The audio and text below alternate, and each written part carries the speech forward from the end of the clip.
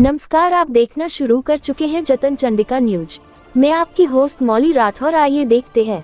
परंतु इसके दो कारण हो सकते हैं। पहला तो जो प्रथम मुझे ये समझ में आता है कि अभी हमारे मतदाता सूची के मदर रोल को फिर से बनाने की आवश्यकता है। मूल मतदाता सूची जिसको कहते हैं उसको फिर से बनाने की आवश्यकता है, क्योंकि शहरी क्षेत्रों में बहुत सारे लोगों का आना, उसका मतदाता सूची में नाम जोड़ना और उनका वापस जाना हो जाता है। मतदाता सूची से नाम नहीं कटा होता है, इसलिए वो कुल मिलाकर मतदान कम दिखता है, ऐसा मैंने देखा है। और दूसरा मसला ये है कि गाँव में तो उत्सव के जैसा होता है, जो चुनाव है, मतदान है, उत्सव के जैसा होता है, सब लोग मिलकर इस काम को करते हैं। तो ये दोनों ही बातें हैं। शहर में भी और अधिक मतदान होना चाहिए, परंतु जो कुछ छत्तीसगढ़ में हुआ है वह आशा के अनुरूप हुआ है।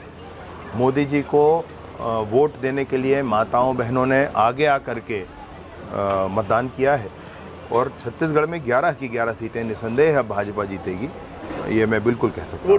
नहीं, आरोप लगा देना एक अलग बात है। भाजपा की तो 3 बार की सरकार थी, फिर इनकी सरकार आई थी, तब नहीं लगाया कोई आरोप। अभी 3 महीने में भाजपा की सरकार आने हैं तो आरोप लगाना शुरू कर दिया। तो अब लगाते भैया कि हमारे पक्ष में मतदान करा दिया इसलिए हमारी सरकार बन गई कर। जो तटस्थता है प्रशासन की, उसको बने रहने देना चाहिए, उसको ऐसे नहीं करना चाहिए। पिछली बार भी यूपी में काबा ये चला था और भूपेश बघेल जी गए थे तो यूपी में 2 बार हुआ था। तो इस बार भी अगर वो यूपी जा रहे हैं तो ऐसा ही कुछ भाजपा के लिए शगुन होने वाला है। और मैं सोचता हूँ कि उनकी छवि के साथ जब वो जा रहे हैं तो शायद देखिए क्या होता है, परंतु जनता में तो कुछ नकारात्मक प्रभाव इस विषय का होगा। जो बड़े नेता हैं, आप लोग की जिम्मेदारी उड़ीसा में दी गई है, किस तरीके से उसको कर रहे हैं, कब का दौरा है?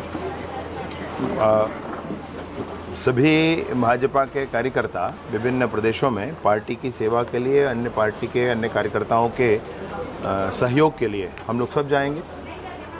आने वाले 1-2 दिनों में सबकी योजना निर्धारित हो जाएगी। ये